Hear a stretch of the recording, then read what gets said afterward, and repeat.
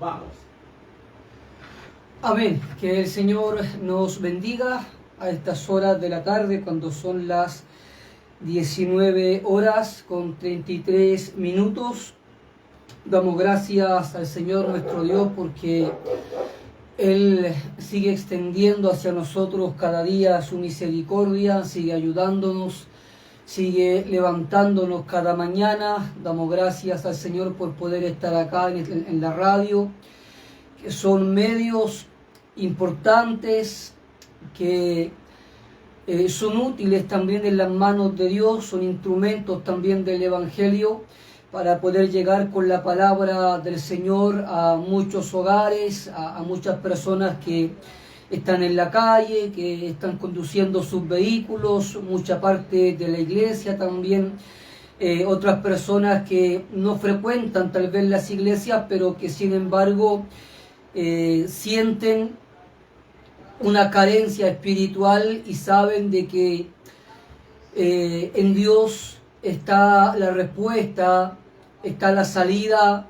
está la solución a aquello que llevan por dentro, a ese mal, a ese problema que llevan por dentro. Así es que nos alegramos en esta tarde, saludamos a nuestros hermanos auditores de la radio Jesús Manantial de Vida 105.7.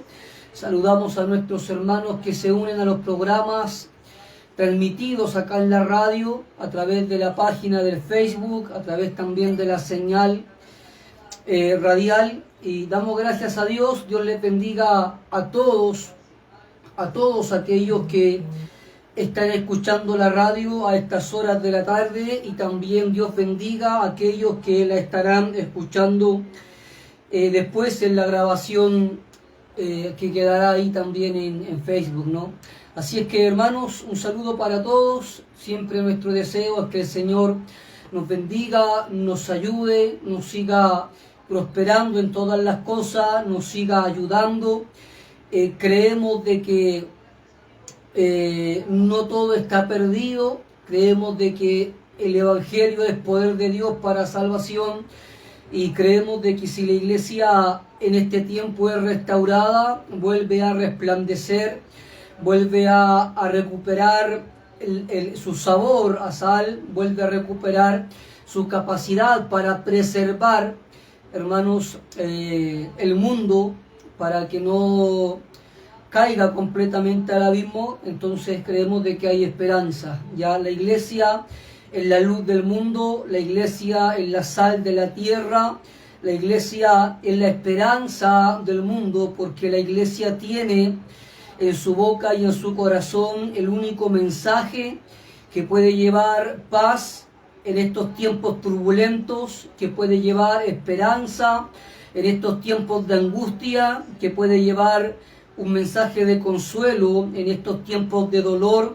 porque hablamos acerca de un Dios que vive, de un Dios que dirige, que controla todas las cosas, y que Él ha prometido que finalmente el bien triunfará sobre el mal, más allá de todas las cosas que nos azotan, más allá de los males, los sufrimientos que en este tiempo nos azotan en tan gran cantidad. Y alabamos a Dios, nos regocijamos en Él y descansamos en esa fe, en esa confianza de que vendrá un tiempo en el que Él sin duda hará nuevas todas las cosas.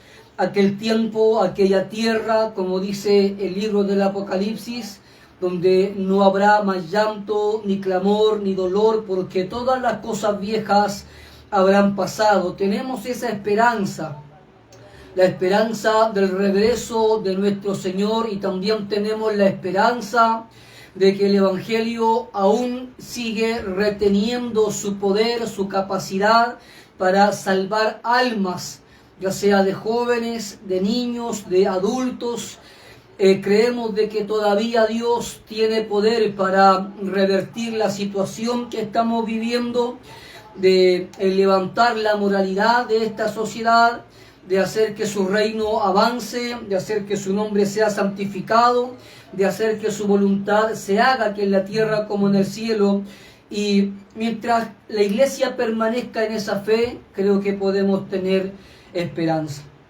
Así es que, hermanos, que el Señor nos bendiga, como hemos estado, o como dijimos el sábado pasado, empezamos a ver, hermanos, el mensaje de Jesús, el mensaje de Dios a las 7 iglesias del Apocalipsis. Entendemos que el libro del Apocalipsis es un libro que ha sido muy manoseado, muy interpretado también desde diferentes posturas, desde diferentes escuelas escatológicas. Y bueno, dijimos de que la interpretación o la forma de abordar esta carta a las 7 iglesias no iba a ser tanto en su sentido apocalíptico, escatológico, sino en los consejos que fueron útiles para estas iglesias históricas del primer siglo, y cómo es que estos consejos también nos son útiles y de bendición para la iglesia de este tiempo, porque ya desde hace algún tiempo atrás hemos estado hablando diferentes temas respecto a la vida espiritual de la iglesia, porque creo de que si la iglesia es restaurada, si la iglesia se levanta, si la iglesia recupera el rumbo, si vuelve a recuperar su celo misionero, su amor por la palabra, su correcta forma de adorar, entonces creo de que Dios puede bendecir al mundo entero grandemente a través de la iglesia, una iglesia restaurada, restablecida y purificada por la enseñanza de la palabra. ¿Ya? De hecho, cuando miramos la historia, siempre que Dios quiere hacer algo en el mundo, lo que Él hace primero que nada es restaurar la pureza moral y doctrinal de la iglesia, que fue lo que pasó, por ejemplo, en la Reforma Protestante. Ya no hubo salvación de almas sin que antes la verdad volviera a resplandecer como resplandeció en el primer siglo bajo la predicación apostólica. Así es que soy un convencido de que si la iglesia de este tiempo recupera la verdad, la vuelve a atesorar en su corazón, la vuelve a conocer, la vuelve a profundizar, la vuelve a abrazar, la vuelve a vivir, la vuelve a aplicar a su vida, creo de que por medio de una iglesia restaurada y purificada, Dios puede traer grandes bendiciones sobre nuestras comunas, nuestras poblaciones, sobre países enteros. Así es que vamos a seguir en este sábado con la ayuda del Señor, claramente hablando acerca de este tema, ya de la carta que escribe el Señor a estas 7 iglesias, ya a estos 7 ministros que pastoreaban estas 7 iglesias y que por extensión también son para cada creyente individual. Por eso es que al final de sus cartas dice el Espíritu que el que tiene oídos oiga lo que el Espíritu dice a las iglesias, ¿ya? Así es que antes que nada, hermanos, vamos a orar ya antes de entrar en la carta a la iglesia de Esmirna, que es la segunda carta que encontramos en el libro del Apocalipsis. Ya escribe el ángel de la iglesia de Esmirna.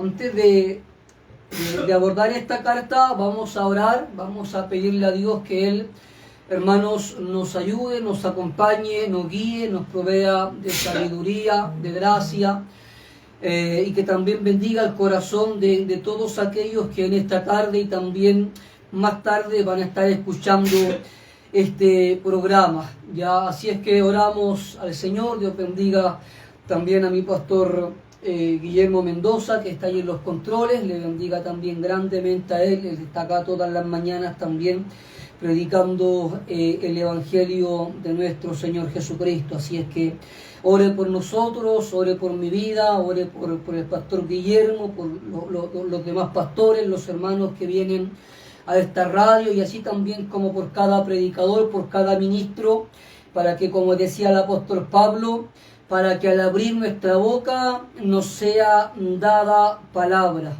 para que Dios abra puertas para la predicación del Evangelio.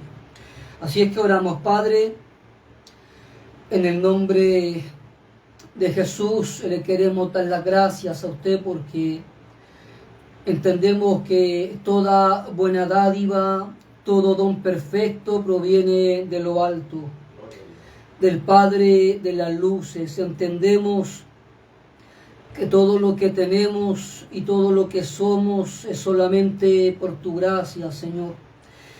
Amado Dios, porque tú interrumpiste aquella apresurada carrera hacia la condenación, porque tú apareciste en nuestro camino para iluminar nuestro entendimiento, para cambiar nuestro corazón, para conquistarnos, para cautivarnos, Señor, para darnos vida cuando estábamos muertos en nuestros delitos y en nuestros pecados. Y nos has hecho, Dios mío, reyes y sacerdotes para ti.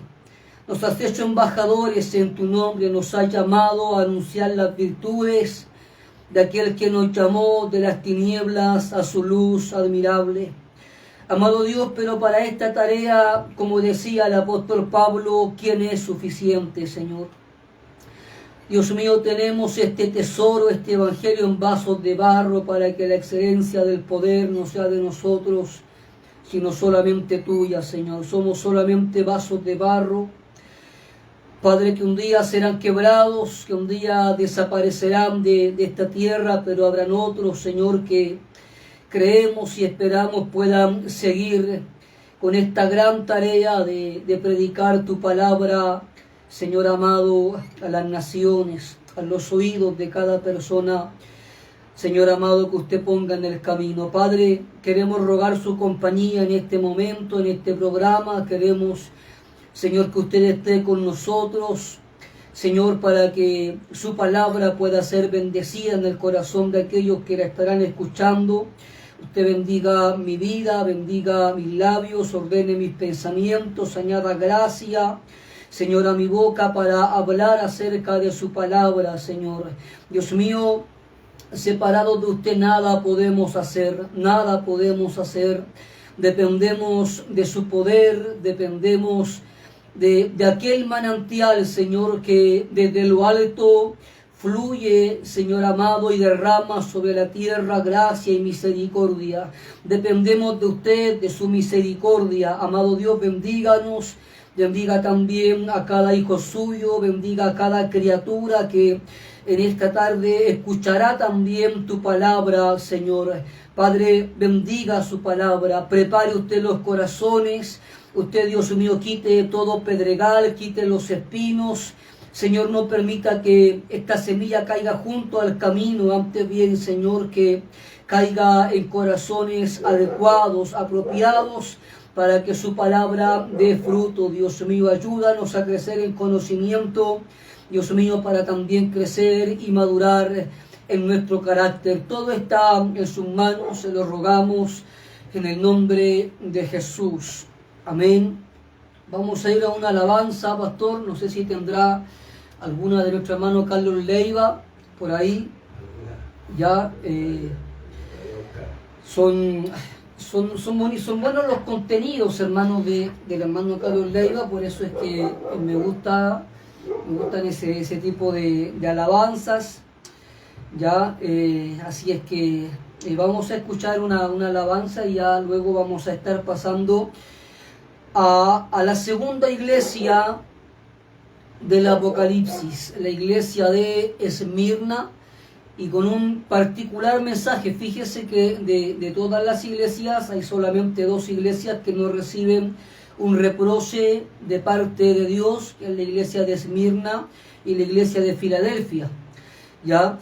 Y esta iglesia era una iglesia bastante especial, bastante cercana al corazón de Dios, y vamos a hablar acerca de lo que Dios le escribe a esta iglesia y de cómo esto también nos bendice a nosotros en este tiempo. Así es que vamos a escuchar la alabanza, pastor, y ya luego vamos a estar hablando de esta iglesia. Amén.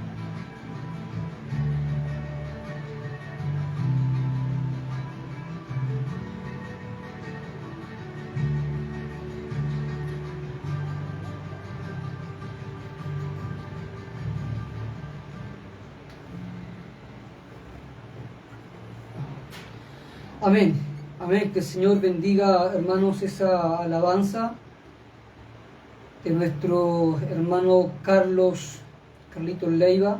Que Dios le bendiga mucho también a él. Y bueno, damos gracias a Dios entonces, como decía, por todo lo que el hermano nos concede, poder estar acá, porque sin duda gracias a sus muchas bondades y misericordias que podemos anunciar el Evangelio. Ya Dios bendiga a mi hermana Adriana Correa, a mi hermano también Emanuel Rodríguez de Nicaragua, que veo acá que dice que están viendo. Hermanos, Dios les bendiga grandemente, ya un gusto que estén ahí también escuchando. Mi hermano Emanuel Rodríguez él también es un predicador del Evangelio allá en su país. Dios lo bendice mucho allá en ese lugar. Así es que, hermano Emanuel, y también compañero de la academia, así que, hermano Emanuel, muchas bendiciones. Dios le bendiga mucho. También, por supuesto, a mi hermana Adriana, ya que siempre está ahí también en el programa, escuchando. Yo sé que ella siempre tiene muchos deseos de aprender, y recuerdo que cuando hacíamos estudios bíblicos allá en la iglesia, ella siempre llegaba ahí con su cuaderno y siempre con preguntas, con deseos de aprender, de retener más, y tenía sus apuntes y todo, y eso, cuando uno como predicador o como alguien que enseña la palabra ve el interés en los hermanos, para uno eso es algo muy, muy alentador. Eso nos bendice, nos da fuerza, es como una forma en la que Dios nos dice, siga adelante. Hay personas que sí aprecian la enseñanza, y lo digo porque en este tiempo no todos aprecian la enseñanza. Hay mucha gente que va a nuestras iglesias, pero que va en ocasiones a buscar una experiencia, a buscar un sentimiento, va a buscar el encuentro con algún otro hermano, otra hermana, para poder, no sé, conversar, pasar un momento de alegría con otros hermanos, pero no van por la palabra precisamente, ¿ya? Pero aquellos hermanos que sí van por ella, que sí también los hay, son una bendición, ya, siempre son una bendición. Así es que, hermanos, Dios nos bendiga, y Dios bendiga a mi hermana Adriana, a mi hermano Manuel Rodríguez también, ¿ya? El segundo mensaje que contiene esta carta, porque como lo dije en el programa anterior, el libro del Apocalipsis es un libro escrito para 7 iglesias reales, antiguas e históricas que estaban en el Asia Menor en el primer siglo. Habían más iglesias, pero por alguna razón el Señor escogió a estas 7 iglesias para poder enviarles esta revelación, ¿ya? O sea, todas estas visiones, los juicios sobre la tierra, los 7 sellos, las trompetas, las copas, todo lo que leemos en el Apocalipsis estaban dirigidas particularmente a estas 7 iglesias que encontramos en los capítulos 2 y 3 de este libro, que para muchos es un misterio sin resolver, pero cuando lo entendemos en su contexto histórico y dramático, entonces sí tiene mucho sentido para nosotros. Así es que la segunda iglesia que tenía que recibir también este libro y en la cual se tenían que leer también estas visiones, en la iglesia de Esmirna. El sábado pasado estuvimos hablando acerca de la iglesia de Éfeso, acerca de la importancia de volver a comenzar, acerca de cómo es que el protocolo religioso, las obras, el estar ahí en el templo, el predicar, el coordinar, el orar, el hacer evangelismo, por sí solos no son cosas que Dios aprueba, sino que Dios también ve lo que hay en nuestro corazón, que es aquello que nos motiva, que nos impulsa, que nos impele para hacer lo que estamos haciendo, porque la iglesia de Éfeso tenía obras, tenía paciencia, tenía perseverancia, pero dijo el Señor que ellos habían dejado ir su primer amor, ¿ya? Y era algo grave, porque lo que el Señor les dice, después de reprocharles esa frialdad con la que estaban sirviendo, Él les dice, mira pues de dónde has caído y arrepiéntete, porque si no vendré pronto a ti y quitaré el candelero de su lugar.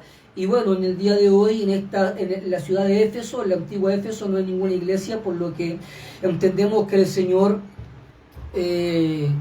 sí cumplió su amenaza, su advertencia de venir y quitar la iglesia en caso de que la iglesia no se ocupara de recuperar ese primer amor, porque lo que nos mueve es tan importante como lo que hacemos, ¿ya? Y hablamos acerca de 1 Corintios 13, si no tengo amor, de nada sirve mi conocimiento, si no tengo amor, de nada sirven los dones que tengo, si no tengo amor, de nada sirve el servicio que yo pueda hacer. Ya lo más importante es ser movidos por amor a Dios primeramente y amor también a nuestro prójimo, ya que son los 2 primeros y más importantes mandamientos. Ya, fíjese que de las 7 iglesias que aparecen acá en el Apocalipsis, la iglesia de Esmirna, o esta localidad de Esmirna, es la única localidad en la que hasta en el día de hoy permanece una iglesia. Está así la iglesia ortodoxa griega, pero sí me parece que hay 2 iglesias griegas acá en esta localidad, que en este momento se llamaba Esmirna, ¿ya? En todas las demás iglesias ya no hay, en todas las demás localidades a donde estaban dirigidas estas cartas ya no hay una iglesia, están ocupadas algunos lugares por otras religiones, pero sí en esta localidad hay 2 iglesias griegas que hasta el día de hoy subsisten, y de tal manera que todavía acá en Esmirna se predica el Evangelio, que es lo que finalmente nos importa, ¿no? ¿Ya? Y bueno, esta iglesia, hermanos, es una iglesia bien particular, bien especial, porque es una iglesia a la cual el Señor le escribe con mucha ternura, le escribe con mucho amor, como lo mencioné anteriormente. De las 7 iglesias hay solamente 2 iglesias a las que el Señor no le tiene ningún reproche, que a la iglesia de Esmirna y a la iglesia de Filadelfia. Son las únicas 2 iglesias a las cuales el Señor no les tiene un reproche que hacerle. A las más iglesias, a las otras 5 sí hay una alabanza para ellas, pero también hay un reproche. En Éfeso fue que habían dejado ir el primer amor, pero acá en esta iglesia de Esmirna no hay un reproche, sino hay solamente una alabanza, pero hay también, hermanos, una oscura predicción en el horizonte. Le he puesto por título a esta exposición, a este mensaje, permanece fiel, porque esencialmente lo que el Señor le dice a esta iglesia es eso, es permanece fiel. En el versículo 10 de Apocalipsis capítulo 2, al final del versículo, lo que el Señor le dice es: sé fiel hasta la muerte y yo te daré la corona de la vida. Sé fiel hasta la muerte, permanece fiel. Ese es el mensaje de hoy, basado en lo que el Señor le dice a esta iglesia: permanece fiel. ¿Por qué?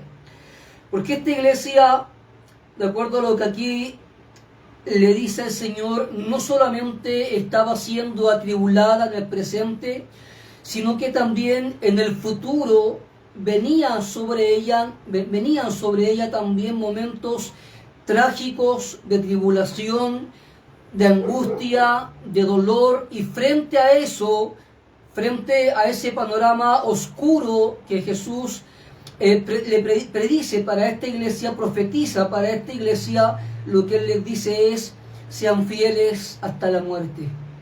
En otras palabras, es probable de que lo que venga les cueste la vida, pero permanezcan fieles. Lo más importante, hermanos, una de las cosas más importantes en el Evangelio es que permanezcamos fieles. Ya, permanecer fiel no significa permanecer yendo a la iglesia. Permanecer fiel no significa que usted se sienta cada domingo a escuchar un sermón.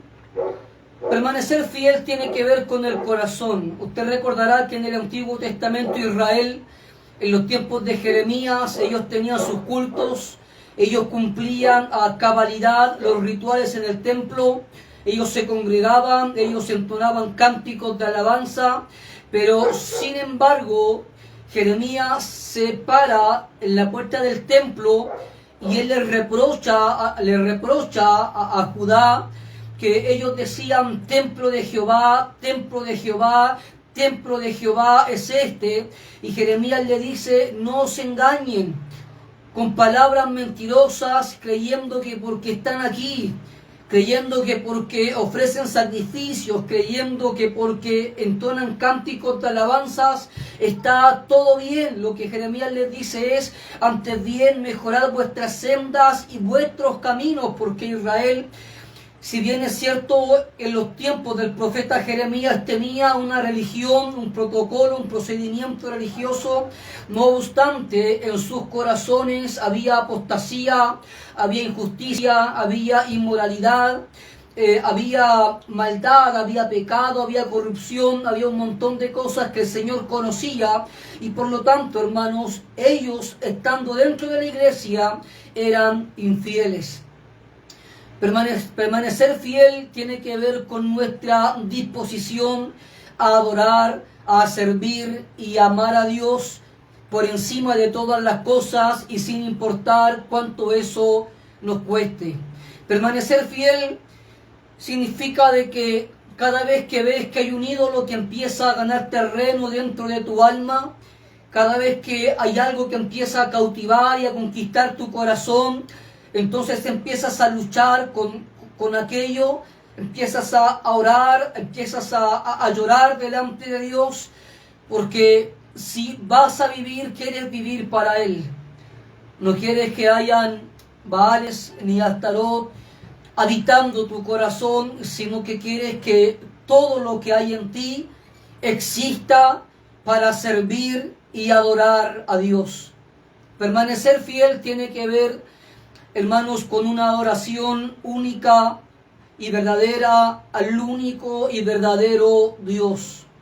¿Ya? En este tiempo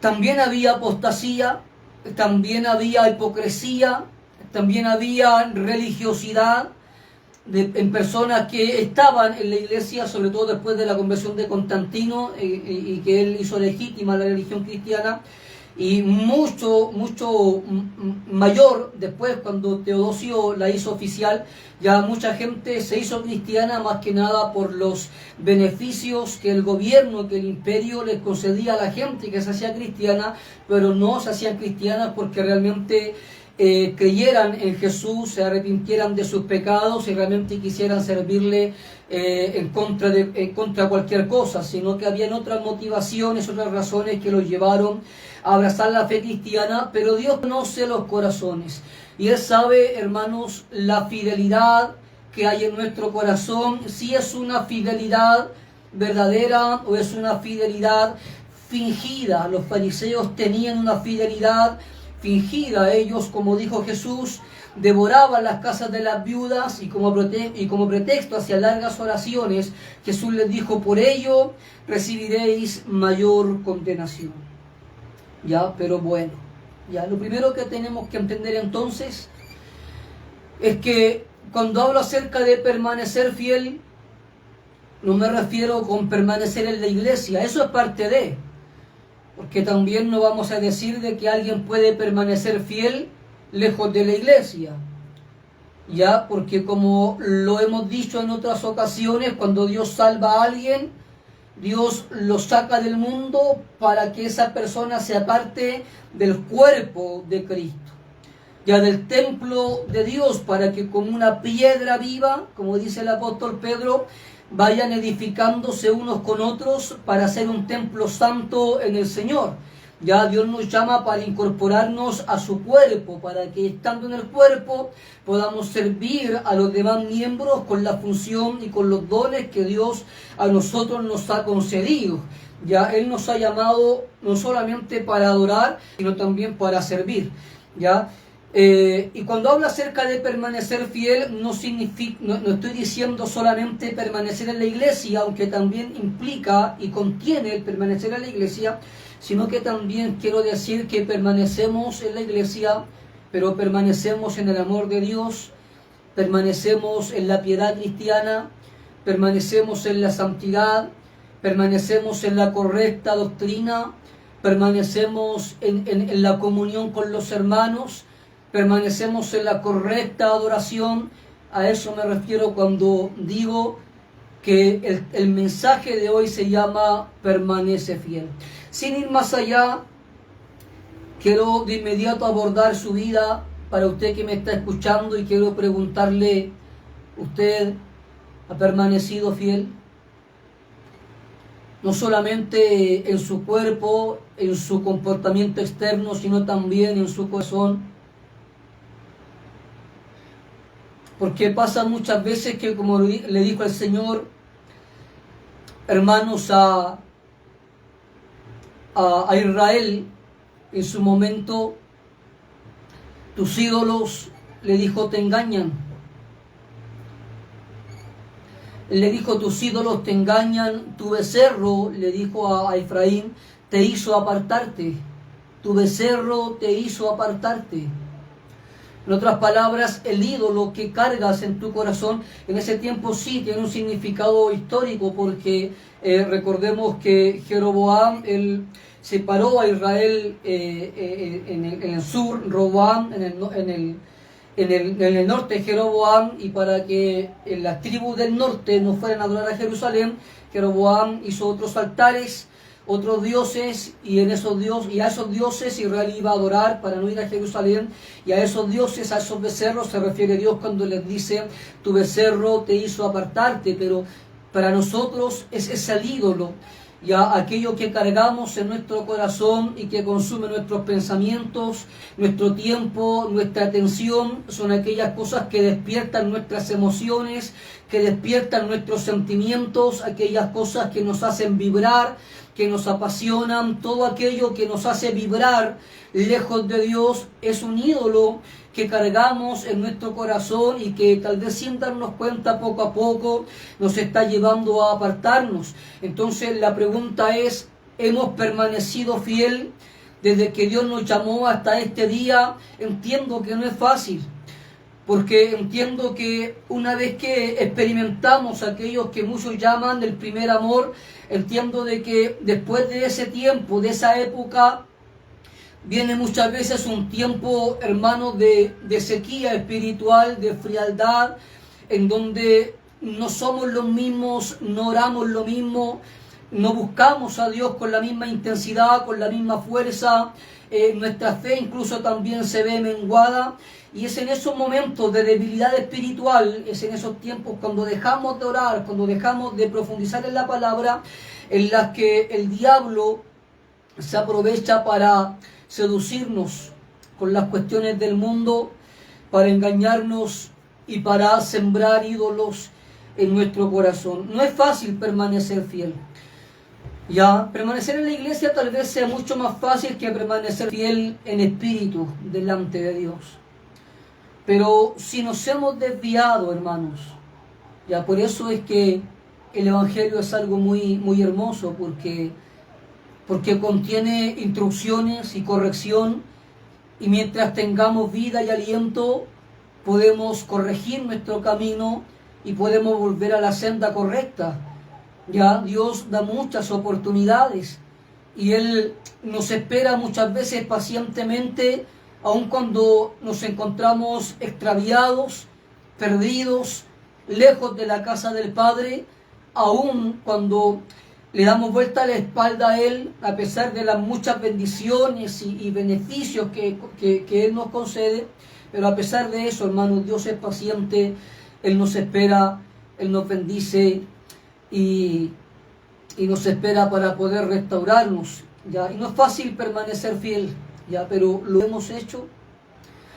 Si no es así, si estamos extraviados, este es el día, porque este es el mensaje. Este es el día para derribar los ídolos de nuestro corazón, y es el día para ser honestos delante de Dios y decirle: Señor, he permanecido acá, he estado en los cultos, en el templo, he estado en las actividades eclesiásticas, pero mi corazón se ha extraviado. Pero mis emociones hacia ti, mis sentimientos hacia ti ya no son los mismos. Hay algo en mi fe que se ha quebrado, hay algo en mi comportamiento, algo en mi santidad que ya no brilla como antes lo hacía. Hay algo en mí que es distinto a lo que era antes. Pero en este día, si en este día estamos hablando de permanecer fiel, entonces es tiempo de volver a ser fieles, si es que nos hemos extraviado de la correcta adoración y el correcto servicio a Dios. Amén. Me llama la atención de que en la parábola de los talentos, en Mateo 25, a los primeros dos siervos, a ellos se les dicen exactamente las mismas palabras, sin importar el resultado o la cantidad de talentos que ellos tenían. Usted sabe que uno tenía 5, otro tenía 3, pero tanto al que tenía 5 y consiguió otros 5, como al que tenía 3 y consiguió otros 3, para los dos son exactamente las mismas palabras: bien, buen siervo y fiel. Bien, buen siervo y fiel. Sobre poco has sido fiel, le dice el Señor, sobre mucho te pondré. Amén. Entonces la fidelidad es muy importante, ¿ya? En Apocalipsis capítulo 2, versículo 8, escribe al ángel de la iglesia en Esmirna, el primero y el postrero, el que estuvo muerto y vivió, dice esto. Es importante la forma en la que Jesús se revela, hermanos, a esta iglesia. Ya a la iglesia de Éfeso lo que Jesús les dice es: el que tiene las 7 estrellas en su diestra, el que anda en medio de los 7 candeleros de oro, y esto se lo dice a Éfeso para que la iglesia en Éfeso entendiera de que Jesús conoce exhaustivamente no solamente nuestras obras, sino también nuestro corazón. Por eso es que dice el que tiene las 7 estrellas en su diestra, es decir, el que tiene a los ministros del Evangelio en su diestra, el que los sostiene, el que los guarda, el que los protege. Pero no solamente eso, sino que también anda en medio de los 7 candeleros de oro que representan a la iglesia. Es decir, Jesús también se pasea en la iglesia, también la conoce, no solamente por fuera, sino también por dentro. Y era importante que Él se revelara de esta manera para que ellos se entendieran que Jesús no solamente conocía sus obras, sino que también Jesús sabía lo que pasaba dentro de ellos, en su corazón. A la iglesia de Esmirna lo que Él les dice es: yo soy el primero y el postrero, el que estuvo muerto y vivió. Y a Jesús se revela como el resucitado a esta iglesia.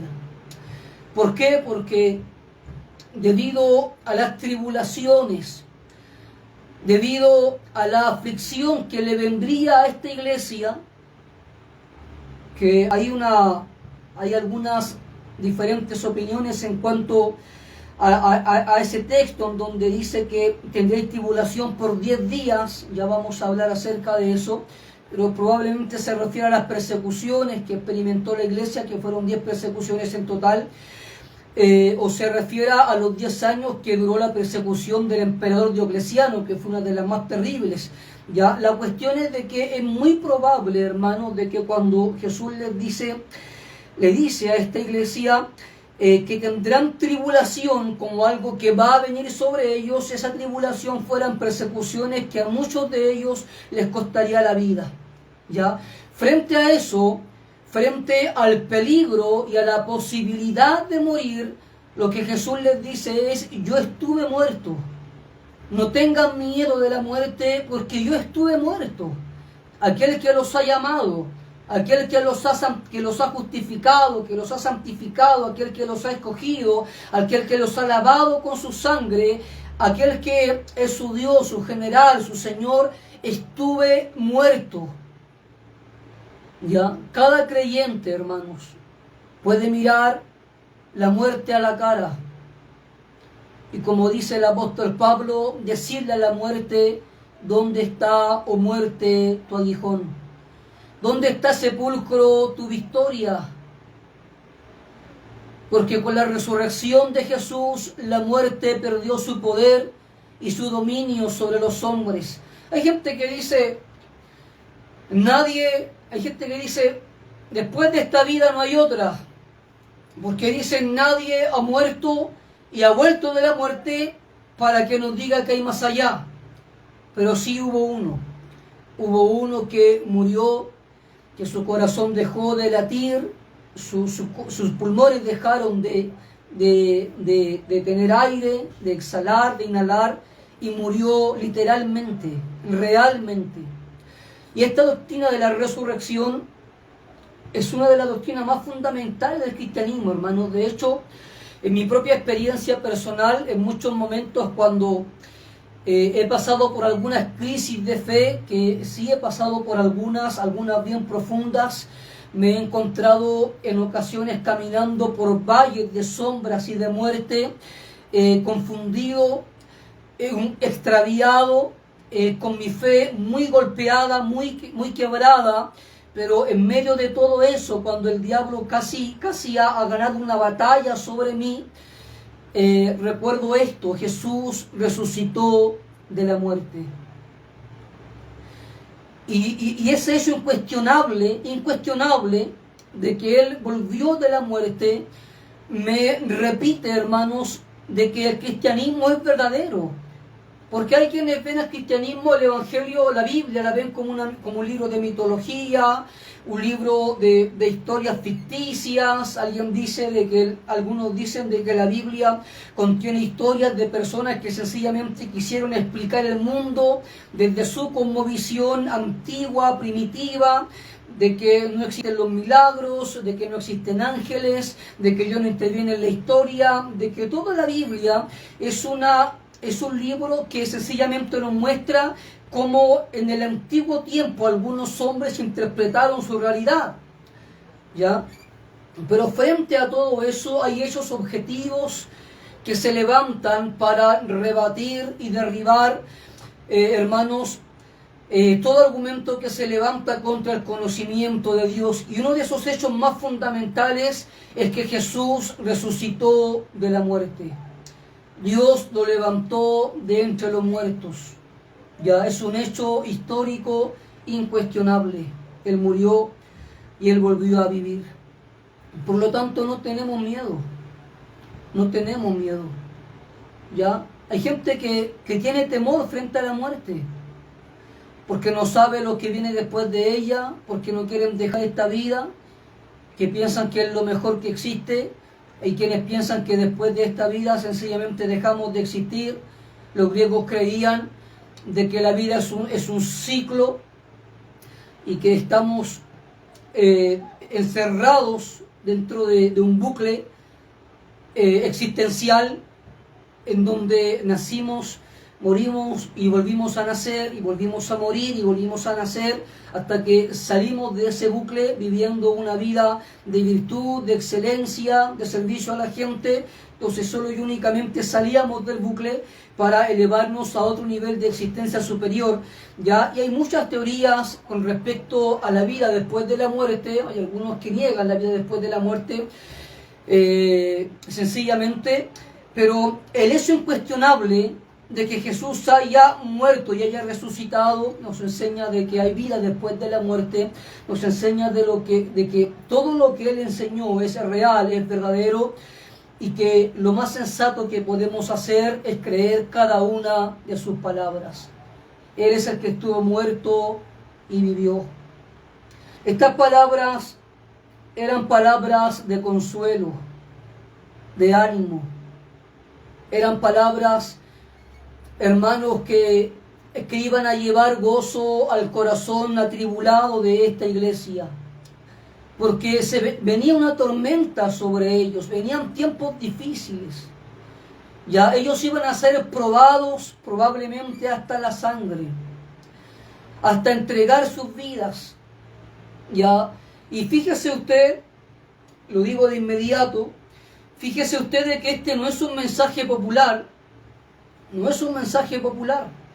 El mensaje que el Señor está dictando acá no es un mensaje popular como el que muchas veces se predica en nuestras iglesias en este tiempo por predicadores que deberían pasar más tiempo leyendo la Biblia que predicando, porque hay un montón de iglesias que cuando empieza el nuevo año que te dicen de que este es el año de la bendición, este es el año de los cielos abiertos, este es el año en el que se va a desatar la unción, el año de las puertas abiertas, el año de la prosperidad, el año de la salud, el año de los sueños cumplidos, el año de las metas alcanzadas, y todo es bonito, nada es oscuro, nada va a marchar mal, todo es bueno, todo va a salir bien, no va a haber dolor, no va a haber lucha, no va a haber sufrimiento, no van a haber tiempos difíciles. Todo lo que Dios quiere para nosotros es lo bueno, es que estemos felices, es que estemos tranquilos, es que no tengamos dolor de ningún tipo, que estemos siempre de la mejor manera posible. De hecho, hay quienes creen de que Dios existe para que el hombre sea feliz. Entonces, cuando la gente piensa eso y la gente pasa por momentos difíciles y sufre, la gente dice: ¿dónde está Dios? ¿Dónde está Dios que no me hace feliz? ¿Dónde está Dios que no me sana? ¿Dónde está Dios que no me prospera? ¿Dónde está Dios que no me bendice económicamente? ¿Dónde está Dios que no arregla mis problemas? Porque hay gente que cree de que Dios existe, que es un esclavo celestial, que existe para hacerme feliz a mí, para hacerlo feliz a usted, para hacer feliz a todos los hombres y mujeres de la tierra, y que su única ocupación es que nadie sufra acá. ¿Ya? No hay que conocer mucho la Biblia para darse cuenta de que ese Dios es un ídolo que algunos han inventado y que no tiene nada que ver con el Dios de la Biblia. El Dios de la Biblia es un Dios que castiga con dolor a los impíos, a los incrédulos, aquellos que no se han arrepentido de sus malas obras. Y es un Dios que también prueba con dolor y sufrimiento la fe y la fidelidad de su pueblo. Usted recordará la historia de José, un joven de 17 años, vendido como esclavo, en la cárcel, acusado injustamente, viviendo con las limitaciones, con las carencias, con la escasez de un esclavo, olvidado, traicionado, engañado, pero sin embargo fue el camino que Dios utilizó para finalmente poder exaltarlo. Eso fue lo que dijo el mismo José. Vosotros pensasteis mal contra mí, pero Dios lo encaminó para bien. Lo que dijo José es: Dios me envió delante de vosotros a este lugar. ¿Quién es al hombre Job? Un hombre perfecto y recto, temeroso de Dios y apartado del mal. Un hombre que era intachable, hermanos, en su conducta, en su corazón, pero sin embargo lo perdió todo, hermanos. Su familia, sus hijos, sus posesiones materiales, su salud, todo. La Biblia dice que cuando sus amigos vinieron a verle, estuvieron 7 días callados delante de él porque vieron, dice la Biblia, que su dolor era muy grande. Sin embargo, era un hombre de Dios, un hombre del cual Dios mismo da testimonio acerca de su rectitud y santidad. Sin embargo, Dios permite el sufrimiento en su vida para probar su fe, para probar su obediencia, para probar su fidelidad. Entonces, esos mensajes triunfalistas que se escuchan en este tiempo en muchas iglesias, en donde el Dios que tienen es un Dios que existe para hacernos felices y que nunca nada malo nos puede pasar, es un ídolo que ellos se han inventado, que no tiene nada que ver con el Dios de la Biblia. Esta iglesia recibe un mensaje que no es alentador de cierta forma. ¿Te das cuenta de que acá Jesús no les dice: tranquilos, todo va a estar bien, va a haber salud, va a haber prosperidad, sus sueños se van a cumplir, este es el año, este es el tiempo, vienen 10 años de abundancia, 10 años de crecimiento numérico, viene un evangelismo explosivo? No dijo nada de todo eso. Él les habló acerca de tiempos difíciles y de fidelidad. Lo que él sencillamente les está diciendo, esencialmente les está diciendo es: vienen momentos de prueba, de dolor, de tribulación, pero frente a todo eso, permanezcan fieles. Ese es el mensaje a esta iglesia. No hay un reproche, porque es una iglesia, hermanos, atribulada en extremo. Y en medio de la tribulación, Jesús les dice: permanezcan fieles. Frente a la muerte no tenemos que tener miedo. La muerte perdió su dominio y su poder sobre los hombres aquel día cuando el Hijo de Dios se levantó de la muerte. Aquel domingo en la mañana cuando Él se levantó triunfante de la muerte. No hay temor. Todo aquel que ha creído en Jesús, como dice la Biblia, aunque esté muerto, vivirá. Todo aquel que muere creyendo, es imposible que sea retenido por la muerte. Y a todo aquel que ha venido a Cristo, ha recibido vida eterna y no morirá eternamente. No lo hará.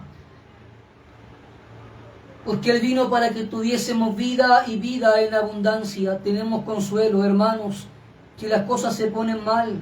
En ocasiones yo escucho en la iglesia gente asustada, hermanos, que dice, el gobierno, no sabemos lo que viene, y bueno, el presidente electo y un montón de cosas, y no quiero hablar acerca de política, no tiene nada que ver con eso, sino que veo muchas veces a la iglesia asustada porque dice, bueno, y si llega el comunismo, y si la iglesia es perseguida, y si tenemos que dejar nuestras comodidades, y en ocasiones veo que detrás de eso, hermanos, lo que hay no es tanto un amor por Dios, sino un amor por la comodidad que nos ha entregado la estabilidad económica de este país, porque damos gracias a Dios porque este es un país próspero. Es un país, uno de los países más estables económicamente de América Latina, y damos gracias a Dios, por supuesto, por esa bendición y esa prosperidad. Pero si Dios nos la quiere quitar, ¿hay algún problema con eso? Si la iglesia es perseguida, ¿seríamos los primeros en serlo? ¿Hay temor a la persecución? ¿Hay temor, hermanos, a pagar un precio? Hay un temor, hermanos, por tener que abandonar las vidas cómodas que tenemos por amor al nombre del Hijo de Dios. No puede haber un temor a eso. Aceptemos humildemente lo que la providencia divina imponga sobre nuestras vidas. Gran parte de lo que significa la humildad y la rendición consiste en aceptar con alegría y con conformidad lo que Dios determine para nosotros, sea bien, sea mal, sea abundancia, sea escasez, sea salud, sea enfermedad. Un corazón rendido acepta con gozo, acepta con fe y con confianza lo que la mano de la providencia divina establece para nosotros.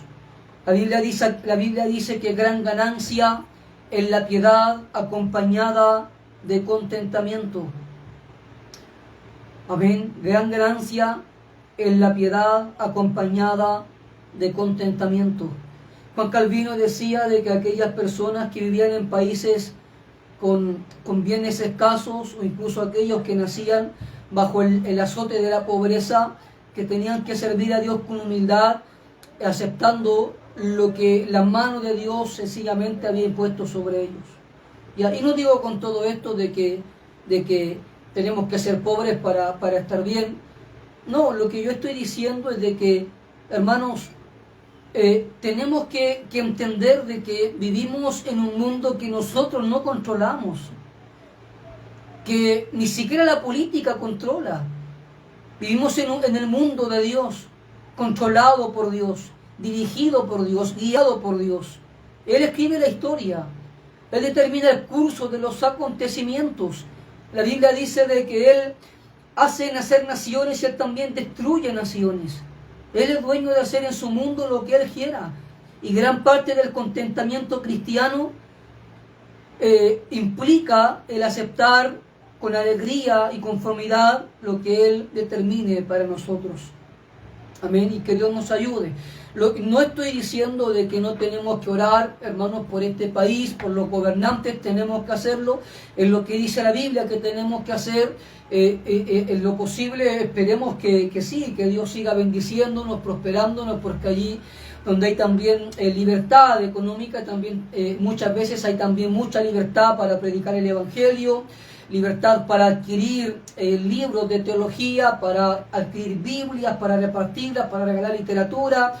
La libertad económica trae muchos beneficios a la iglesia también, y estamos de acuerdo con eso, pero a lo que yo voy es que si no es así, no significa de que Dios nos haya abandonado, no significa de que Dios sea malo, no significa de que el diablo tomó el control del mundo, sino significa que sencillamente Dios está probando a los suyos y castigando a aquellos que no son suyos.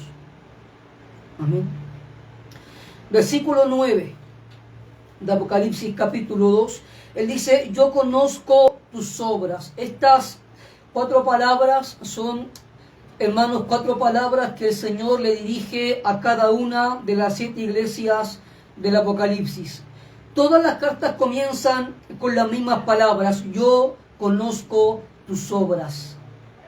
Yo conozco tus obras. Y eso ya es alentador mayormente para esta iglesia. Porque escuche, él dice: conozco tus obras y tu tribulación y pobreza. La palabra tribulación, del griego lipsis, significa una presión, estar bajo una presión extrema. Significa, se traduce también como aflicción, como angustia, como persecución, como estrechez. Esta iglesia es una iglesia atribulada.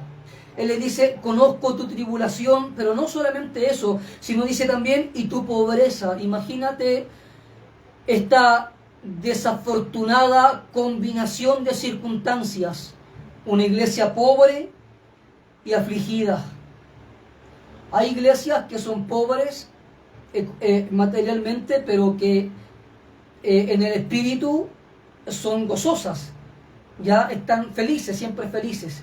Y hay también otras que están atribuladas, pero que al menos no les falta en lo material. ¿Ya? Y si es así, se puede sobrellevar de alguna forma. Pero esta iglesia de Esmirna estaba angustiada y pobre. No solamente, hermano, la estaba pasando mal, no solamente estaba sufriendo espiritualmente, sino que también estaba desposeída materialmente. Ya, en otras palabras, no, digámoslo así, no había motivos para que esta iglesia pensara que las cosas iban a estar bien o podrían estar bien. Es más, lo que ellos a lo mejor podían decir es: podemos estar peor de lo que estamos, si estamos angustiados y más encima somos pobres. Es muy probable de que esta pobreza se debiese justamente, hermanos, al hecho de que eran cristianos.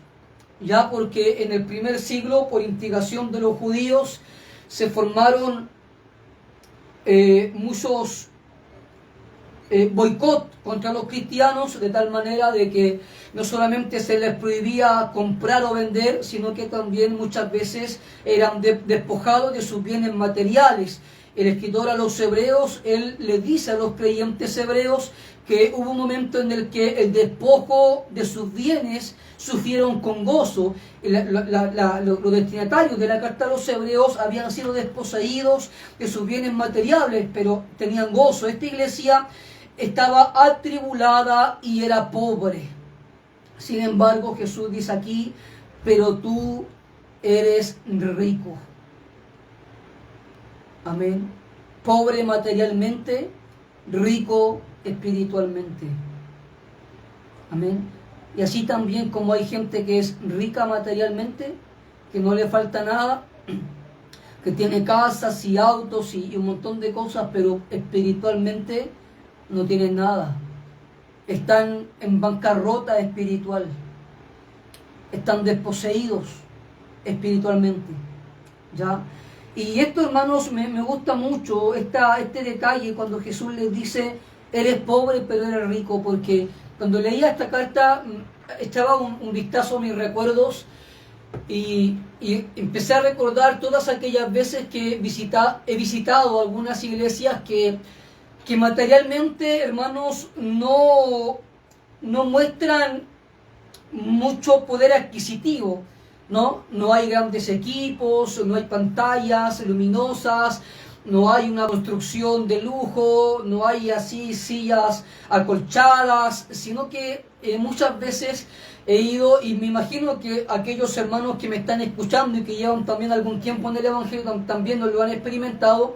Hemos ido a iglesias en donde evidentemente hay escasez económica, escasez material, pero sin embargo los hermanos de esa iglesia son hermanos que rebosan de amor, que rebosan de llenura espiritual, que rebosan de humildad, hermanos que rebosan de gracia cuando hablan, y recordaba esas iglesias y esos hermanos de que muchas veces la escasez eleva el espíritu, muchas veces la escasez, hermanos, la pobreza, en vez de cuando se vive en el cristianismo, en vez de llenarnos de amargura, nos hace bien. La pobreza en ocasiones nos hace bien.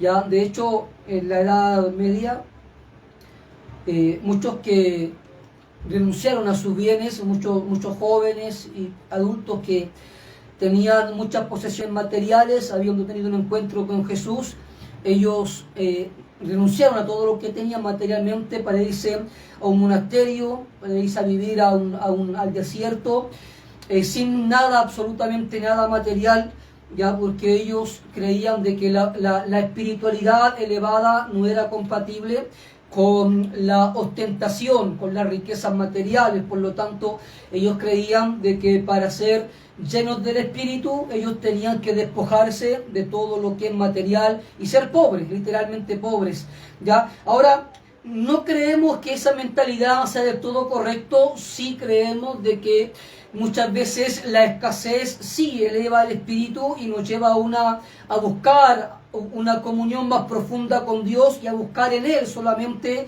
hermanos,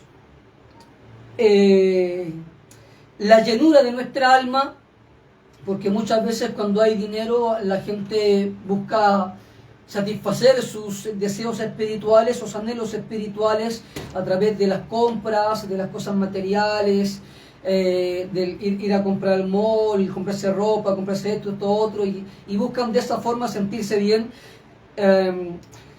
pero sin embargo siguen estando desposeídos espiritualmente, ¿ya? Entonces, cuando uno es creyente, pasa muchas veces de que la escasez, la pobreza, eleva el espíritu y nos ayuda a encontrar y a ver en Jesús nuestro único bien material, nuestro único tesoro acá en la tierra, y a vivir solamente para Él, como aquel hombre que enseña la parábola, que encontró un tesoro en su campo y que una vez que lo encontró vendió todo lo que tenía para comprar ese campo. Es algo así, ya, aquel creyente que muchas veces está desposeído de lo material, tiene el gran tesoro que es Jesucristo y que no le interesa tener nada más porque está feliz, saciado, contento y lleno de gozo con aquel tesoro que es Jesús, ¿ya? Pero eso, hermano, todo lo que he dicho no quita el hecho de que esta iglesia era una iglesia que le estaba pasando mal. En el presente, ya, Él le dice: yo conozco tu tribulación y tu pobreza. En el texto griego, de acuerdo al interlineal de Nestlé, se traduciría como: he sabido de ti tu aflicción y la pobreza que hay en ti.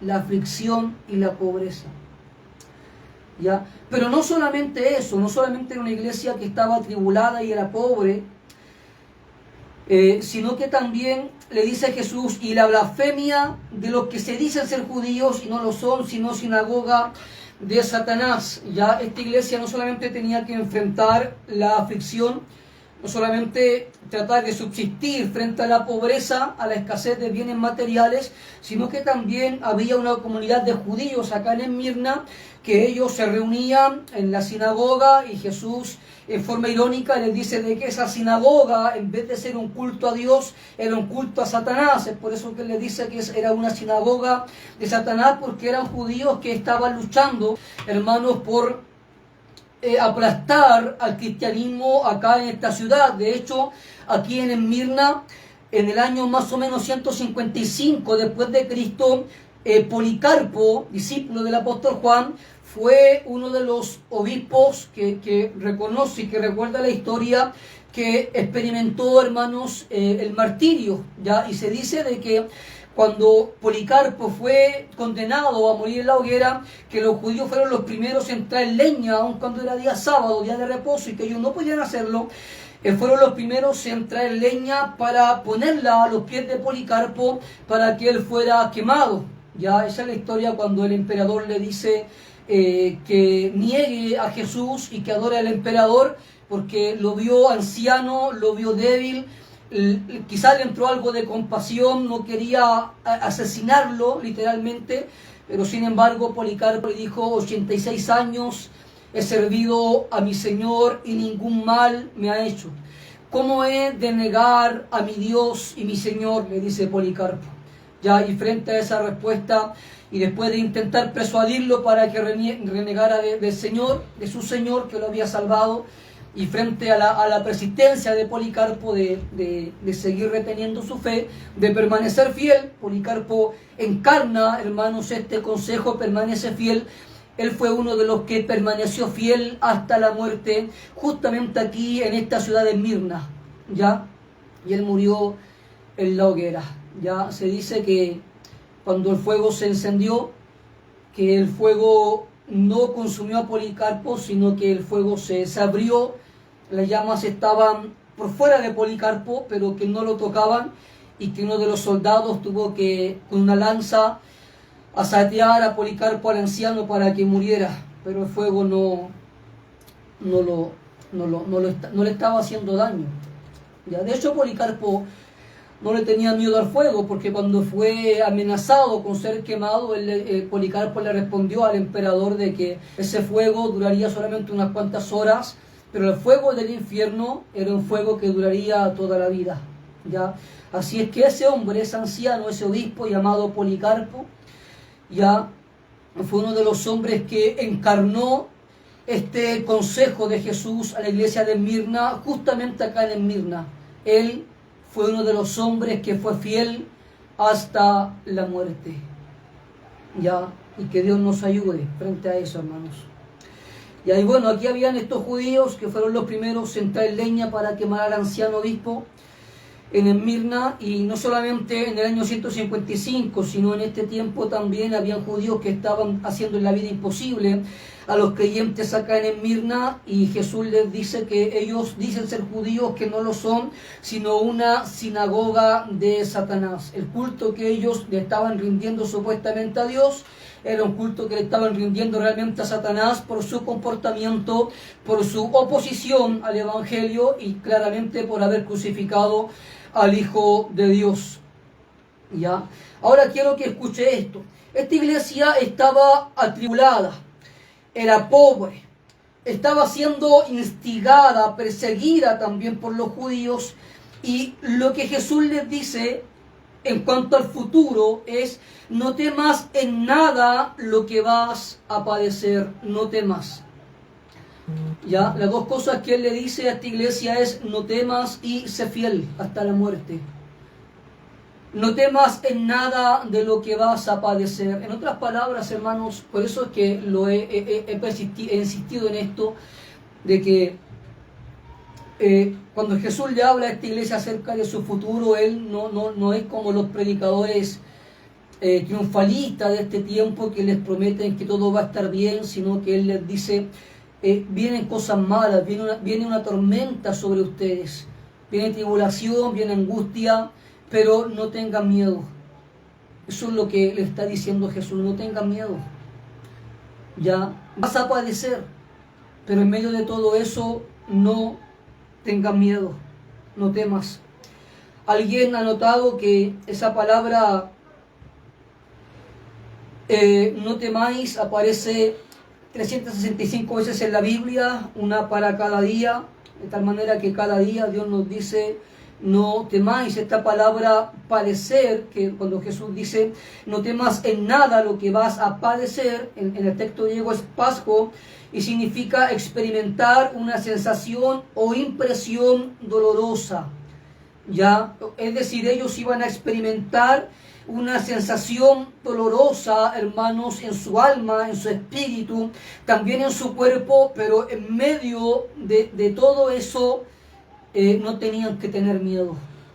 Recuerdo la historia de un hombre que le enseñó a sus hijos en tiempos de persecución que no tenían que renegar del Señor Jesús, de que si la persecución llegaba al hogar, de que sin importar lo que dieran, lo que experimentaran, no tenían nunca que renegar de Jesús.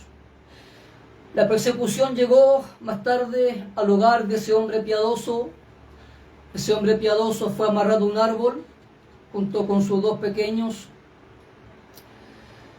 y los soldados o los encargados de aplicar la persecución obligaron al hombre a renegar de Jesús Y en vista de que este hombre no quiso hacerlo, tomaron a sus hijos pequeños y amenazaron con matarlos, asesinarlos, colgarlos delante de él.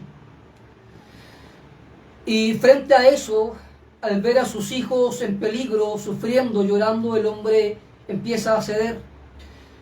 Y uno de sus hijos pequeños, él les dice: no, papá, tú nos dijiste de que sea lo que sea, sintiéramos lo que sintiéramos y viéramos lo que viéramos, que nunca renegáramos del Señor Jesucristo.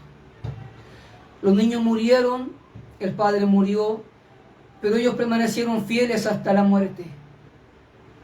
Historias como esas, hermanos, son historias que por lo menos a mí me conmueven bastante, me tocan el corazón, porque acá en este país nosotros no hemos padecido nada, no hemos pagado un precio por el Evangelio. Jesús enseñó que había un precio que pagar. Si alguno quiere venir en pos de mí, tome su cruz y sígame, dijo Jesús. Niéguese a sí mismo, tome su cruz y sígame. ¿Ya? Y podemos en este país experimentar que somos evangélicos, predicamos en las calles, pero no hemos experimentado grandes persecuciones ni grandes privaciones por causa del Evangelio. Pero sin embargo hay gente que se lamenta, hay gente dentro de nuestras iglesias, creyentes, que dicen: pero ¿dónde está Dios? ¿Por qué me está yendo tan mal?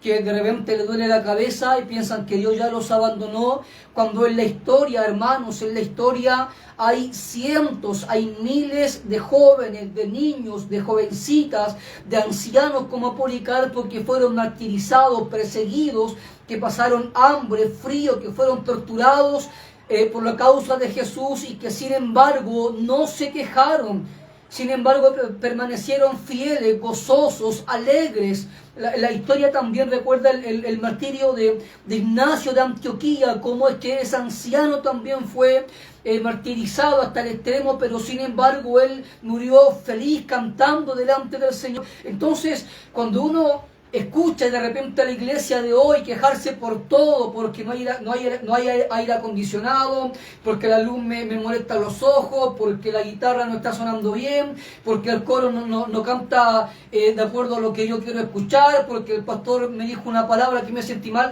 uno dice: ¿qué tipo de iglesia es la que tenemos en este tiempo en comparación con la iglesia primera? La iglesia primera tuvo que sufrir y llorar. Tuvo que derramar no solamente lágrimas, sino también su sangre por la causa del Evangelio. La sangre de los mártires, como dicen los historiadores, fue la semilla del Evangelio. Un montón de creyentes sellaron su testimonio con su sangre en los primeros siglos. Y yo te pregunto algo, a ti, ¿qué te está costando? ¿Te está costando algo seguir a Jesús? ¿Te está costando algo servirle? John Charles Riley dijo lo siguiente: una vida espiritual que nada cuesta, nada vale.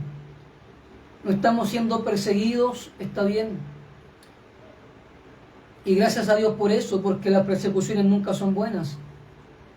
Pero estamos luchando contra el pecado, estamos luchando por pasar tiempo con Dios en oración, estamos luchando por aprender y profundizar en su palabra, estamos haciendo algo, nos está costando algo, hermanos.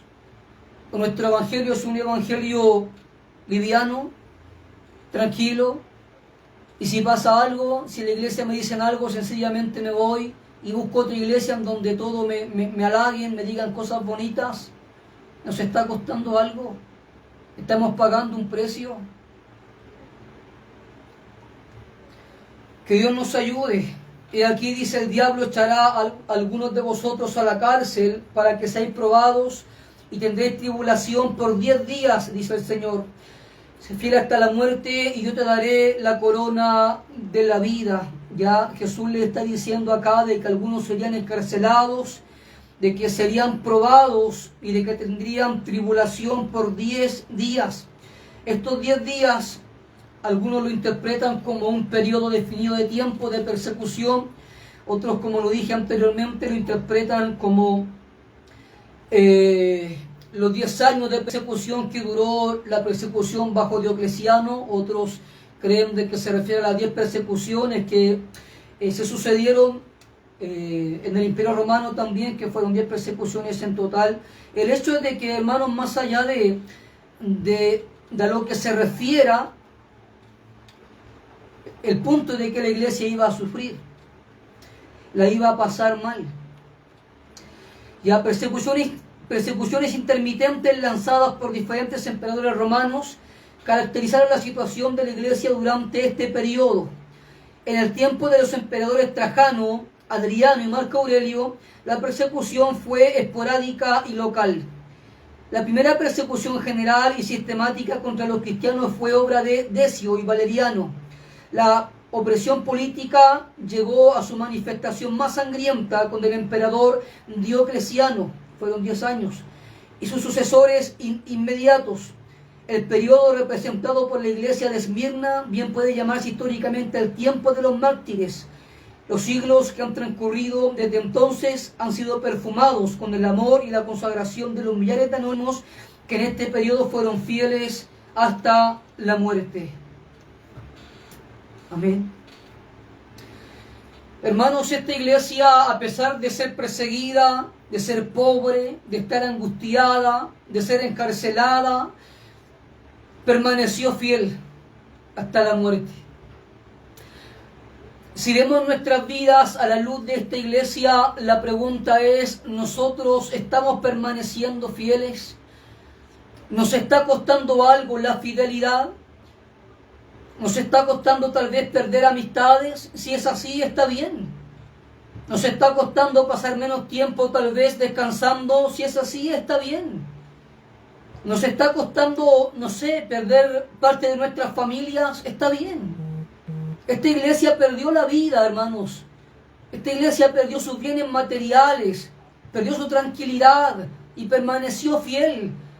Hoy nosotros no queremos perder nada, no queremos renunciar a nada.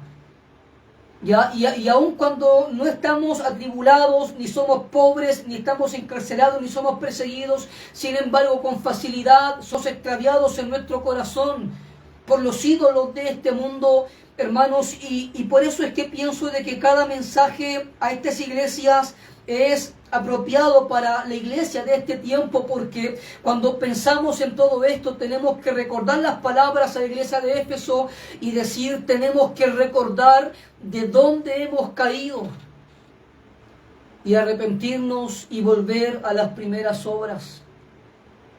Permanece fiel. ¿Estás sufriendo? ¿Estás enfermo? ¿Dios no te ha querido sanar? Permanece fiel. ¿Tu familia te ha abandonado porque eres cristiano? ¿Tus amigos ya no te hablan? ¿Estás solo? Permanece fiel. La gente te ha traicionado. Dentro de la misma iglesia hay personas que han buscado tu mal, han hablado mal de ti. Permanece fiel. ¿Sientes que Dios está lejos? ¿Sientes que Él te ha abandonado? ¿Sientes que Él no te escucha? Permanece fiel. ¿Estás angustiado? ¿Estás sufriendo? Permanece fiel. Sin importar lo que estés viviendo. Aun cuando hay una tormenta que se ha desatado en contra de tu vida, si todo está saliendo mal, si todo es oscuro, si es llorar por la mañana y por la tarde, permanece fiel. Permanece fiel. Sin importar cuánto te cueste, sin importar lo que tengas que dejar, permanece fiel. Ese es el mensaje de esta iglesia y ese es el mensaje de esta tarde. Hermanos, que nuestro corazón sea para Dios y que no haya nada que nos extravíe de eso. Amén. El que venciere, dice finalmente Jesús, no sufrirá daño de la segunda muerte. Había gente que iba a morir, pero frente a eso Jesús les dice, en primer lugar, yo también estuve muerto y resucité. Y al final les dice, a los que venzan, claramente se significa a los que permanecen fieles, no experimentarán daño de la segunda muerte. Es decir, no serán condenados con los impíos, sino que serán bendecidos y serán bienaventurados juntos junto a los justos en la eternidad.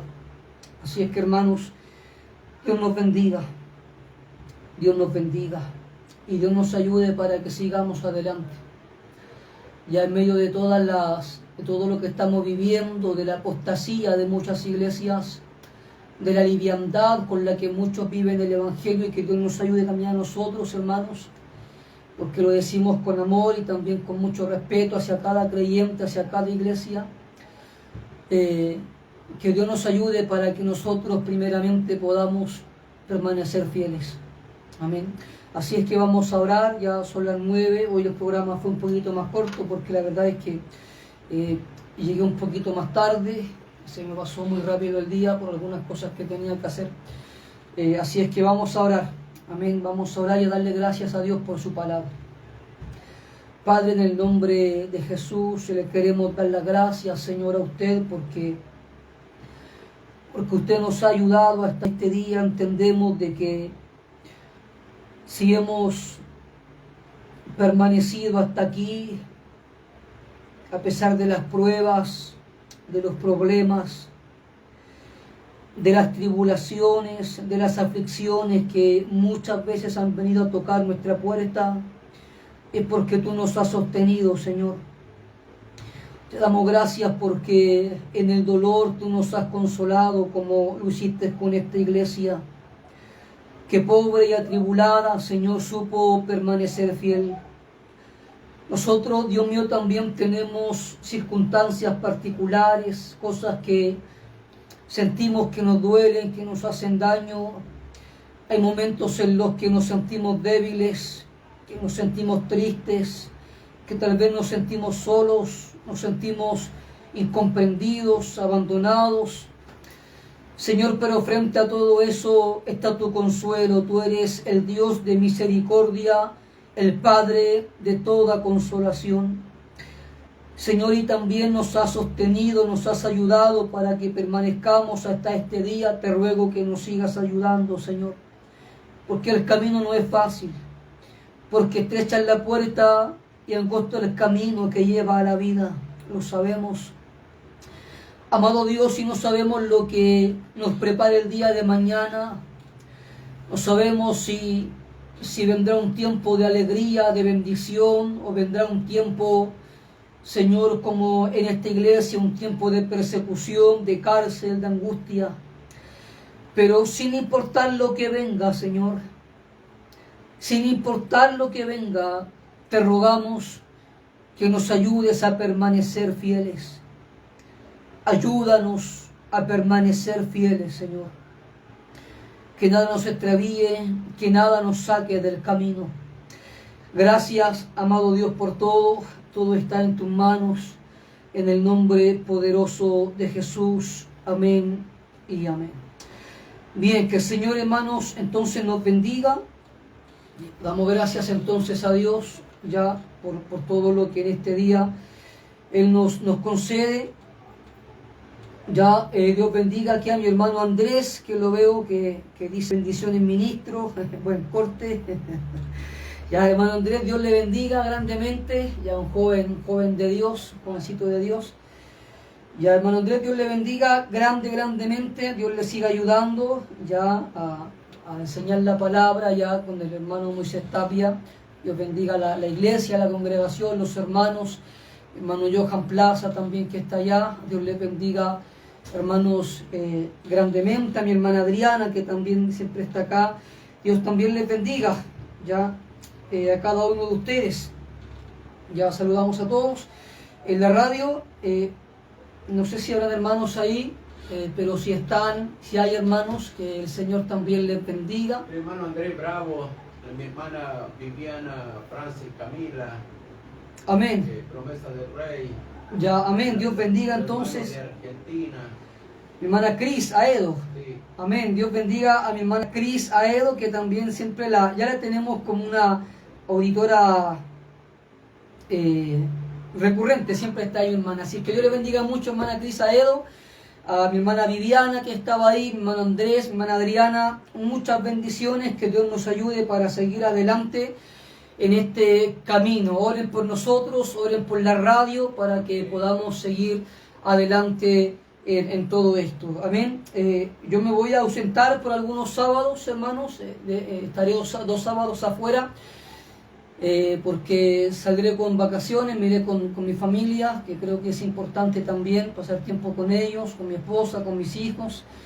Pero estará acá mi pastor Julio, los sábados también a las 7 de la tarde, él estará llevando a cabo el programa El Poder del Evangelio. Así es que los invito para que puedan seguir conectándose acá los sábados a las 7 y seguir escuchando ya la palabra del Señor. Que el Señor les bendiga grandemente. Amén.